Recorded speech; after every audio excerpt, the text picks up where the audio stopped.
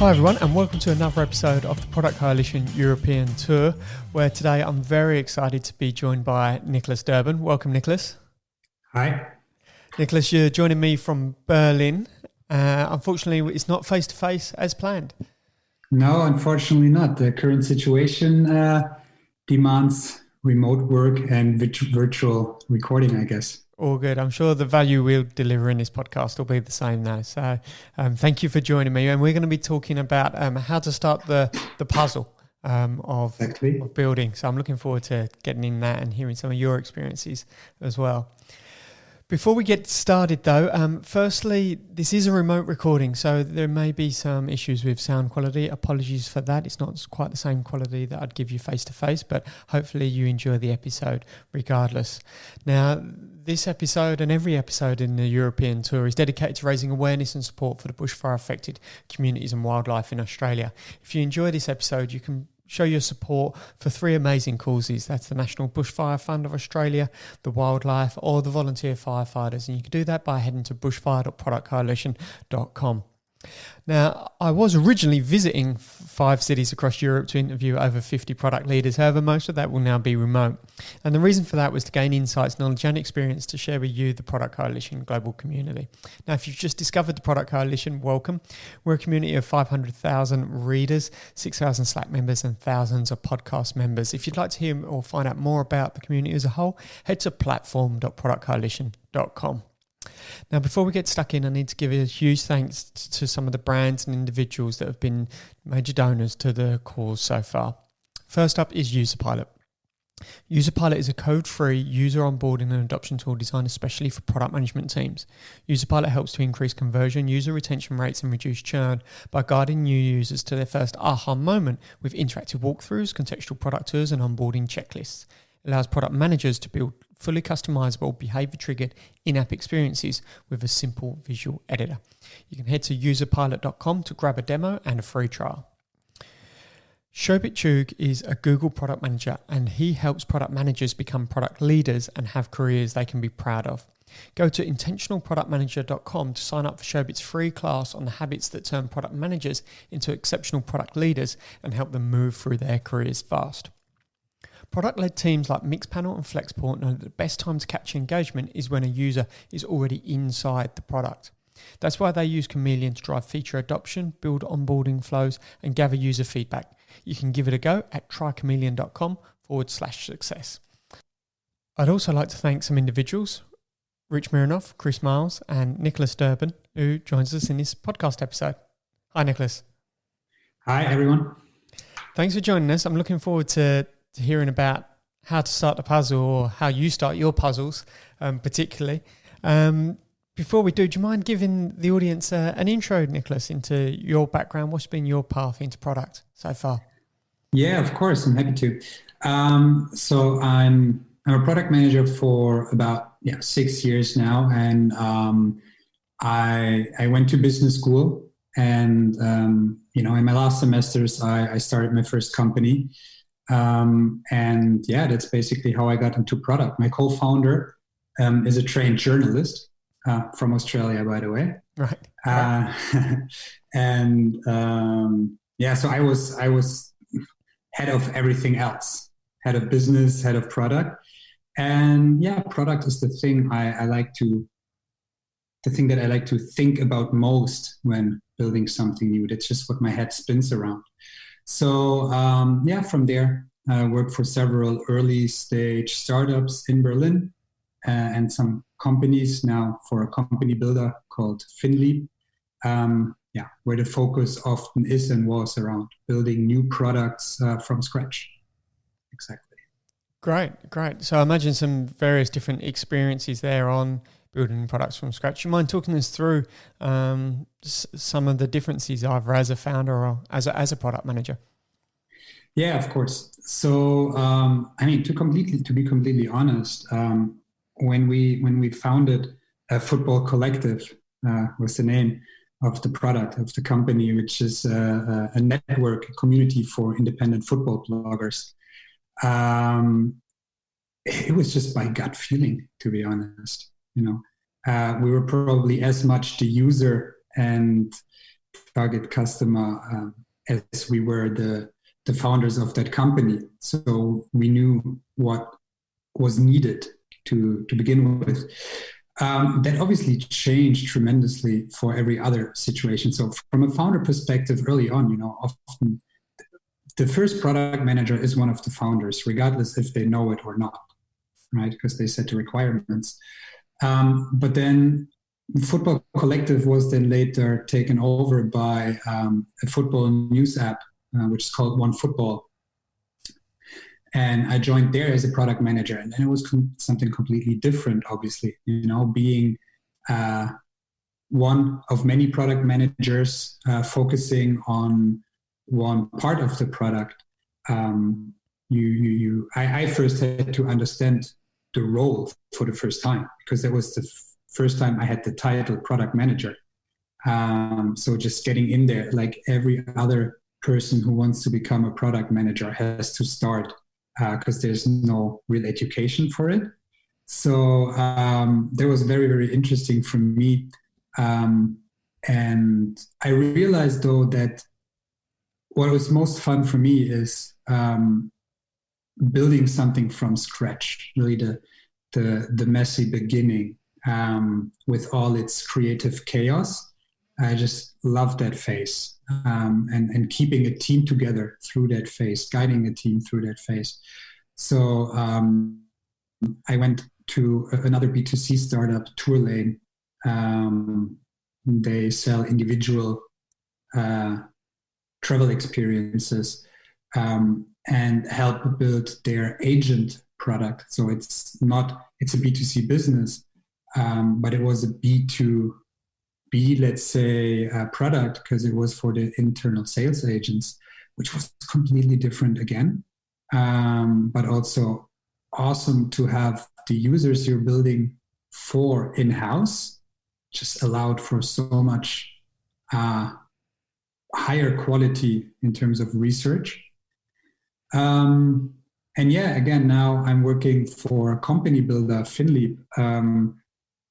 There's some B2C in the Finleap ecosystem, but most of the focus is in B2B. Most recently, I built a product for small and medium-sized enterprises. So again, a completely different mindset required there. Over the last 6 years, pardon? Said great. A lot of variety in the experience, and I'm sure a lot of completely different types of lessons learned along the way there. 100%. And it was just when I prepared for this podcast, when I started thinking about how the environment is different. You being a founder, you being a product manager in a startup that is established, or a product manager in a startup which is just starting, so kind of around seed or pre-series A, and then a company builder, which is basically a startup factory, and it's definitely super interesting. And for me now, who likes to focus on the beginning, on building new products, so many different aspects and experiences.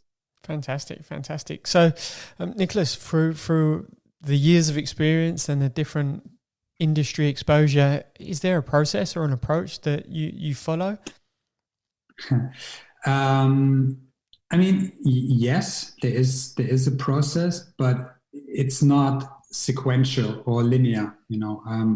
It's not always the same. It's, first of all, it's more a loop or a bunch of loops that you're going from one to the other and back, depending on the outcome and your learnings. But as much as it is a process, it's a mindset. I think it's a mindset that one needs as a product manager, but also the whole team that's involved and stakeholders that are involved. And for you, what are some of the aspects that really stand out to ensure that you're performing highly with efficiency here?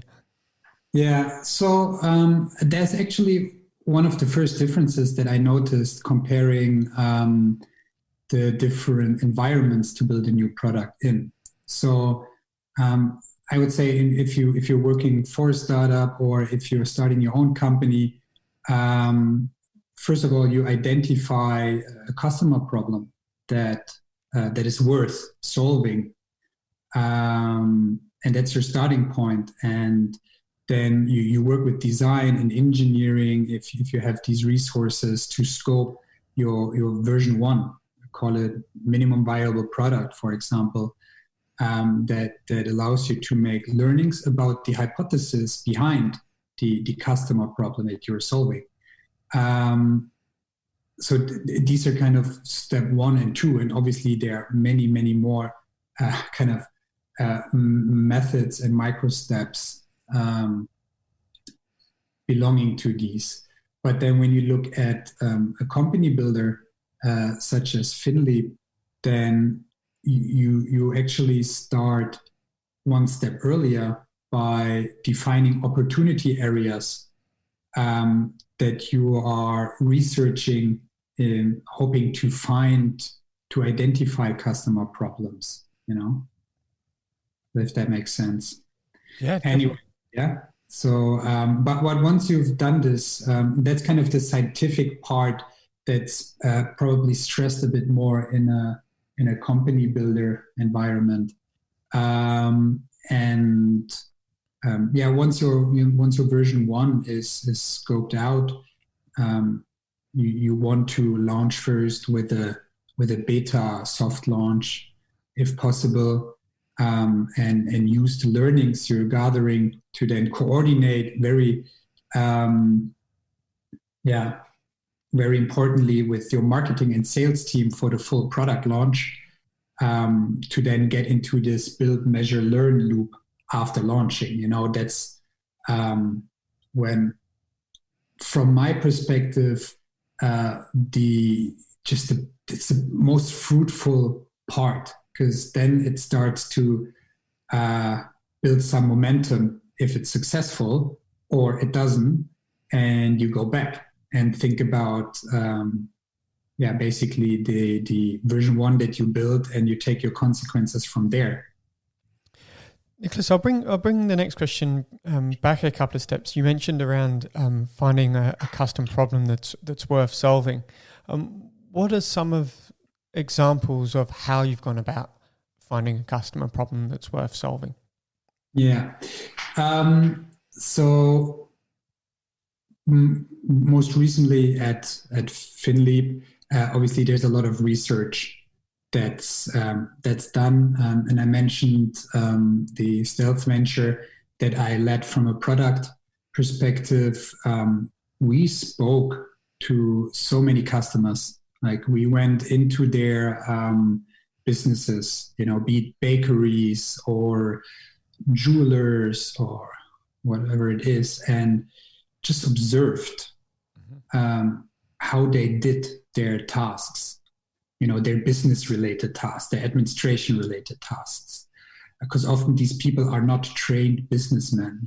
They are strong in their crafts, but they are lacking efficiency when it comes to the digital administration of their business to some extent. So we observed, we interviewed, we prototyped, and then again observed how they interacted with the prototypes, and just trying to build strong hypotheses on what is needed and how to segment such a big user groups at like small medium enterprises, because they have a lot of things in common, but also a lot of things that are different and unique to each specific segment within that industry. Can I ask, for those that are maybe working for a founder who just wants to get started, or they themselves just want to get stuck into building a product, what does the conversation look like to ensure that there's pushback and you do go into researching this problem deeper? How would a product manager have that conversation with a founder, for instance? With a founder? Where the founder wants the product manager to do research, or no, when they don't, when they want the product manager to just start building. I mean, to be honest, you have to be efficient, right, with your resources. So obviously, if there are resources to do a lot of research, make sure to convince the founder that this is the right thing. But if the founder, for example, has the domain knowledge and the expertise, it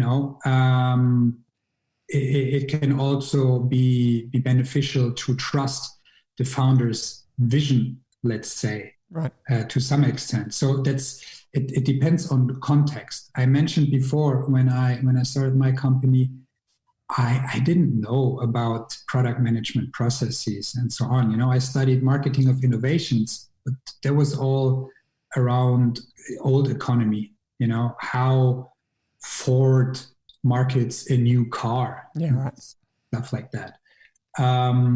So we did it because, and the way we did it was lean and agile, because we didn't have so much resources. So we had to think about everything twice, making sure that our hypotheses are correct. So we needed to talk to the bloggers, which we wanted to convince to get on our network, what product they wanted, because that was the only way we're going to be successful, So, and that applies to your question, because if you as a product manager at the end, you are the advocate for the user. You have to build that empathy.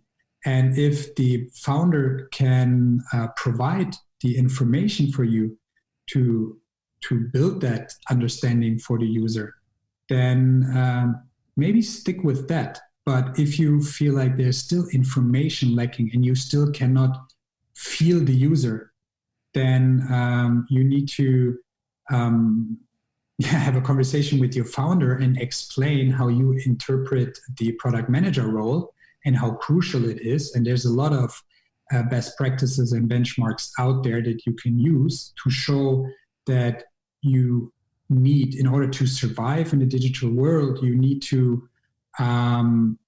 develop human-centered products, and that you need that information and data as a product manager to do so. Brilliant. Thank you. You also mentioned about version 1 of a product. How do you approach defining what version 1 is and what a beta or a soft launch scope may contain? Yeah, interesting question. It always, for me, so far, it depends on the nature of the product, right? So right now, I'm working on something that's a product for a highly regulated market. There, the requirements for version 1 are completely different than it is for a mass market B2C product, right? So, for example, what we have done with the product I mentioned for small and medium enterprises, we have designed landing pages that describe our value proposition and just checked the interaction and the conversions on that landing page in the beginning. Then the nice thing about SMEs is that it is B2B, but it's quite consumerized B2B.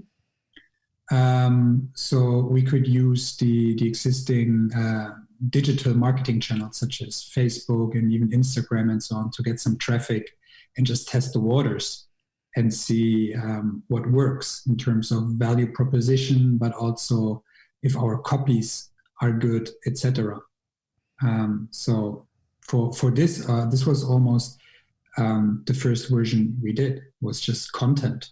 Right. It's cheap and it allows you to change super easily. Okay. And you're still using hypotheses to drive that and drive whether that's successful or not? Yeah, yes, yes. So what we've done is we have kind of a research question backlog of things we know we don't know. Right. And it kind of, if you imagine a Kanban board, it moves from there to things we are researching, and then things we've learned, and so on. And you can define that in many different ways. And from the things we've learned, we can kind of conclude principles and hypotheses. For example, again, I use the product and the small, medium enterprise customers. It was really hard once from the research we defined our value proposition. We spent a lot of time working on the copies, on the actual content, the text that we use on our sites, because in the end we found out it needs to be almost boring and very descriptive, because these people are highly pragmatic, and it's completely different to when you target like a SaaS company targeting digital startups as their customers, where the marketing language that you use is completely different, and finding that messaging to reach them, took quite some time. Right. Okay. I know you've got some experience with some tools and techniques like design sprints, jobs to be done, working backwards. Could you talk me through some experiences of how you've used those and how they've made a difference? Yeah, absolutely. So working backwards, for example, I think many know about the internal press release method that Amazon uses, for example, when they're building a new product. And we apply that also. But actually, by chance, I found a way that also works good for me. And instead of writing an internal, or on top of writing an internal press release, designing your launch landing page. Great. And because how I discovered this for me was we wanted to launch. And we were kind of in the timeline trap, let's say. We needed to deliver, and we're working on the copies for the landing page. And I couldn't, let's say, accept them. I didn't believe in them. They were not strong enough. But we found out that it was less about the actual copies than it was more about the value proposition that we're trying to sell, that we're trying to market here. So in the process of designing the landing page and writing the copies, we identified that the product is still missing, in the end, 2 core features that we needed to include into our version 1 until the landing page, and so the product is strong enough. So then we use this afterwards, this technique, as working backwards. So writing a landing page to see if the product is strong enough to be sold. That's the intersection with marketing and sales that in this phase is so important. Nice. And some of the others we mentioned there, design sprints and jobs to be done? Of course. I mean, design sprints is not just the classical 5 days design sprint that you can apply when you have a certain challenge, let's say, but just the mindset that's behind the design sprint. I mentioned before, you need to start the process with a customer problem, and by understanding the customer problem, right? That's borrowed from the design sprint and design thinking mindset, obviously, which is almost part of every loop we take in the beginning of that process.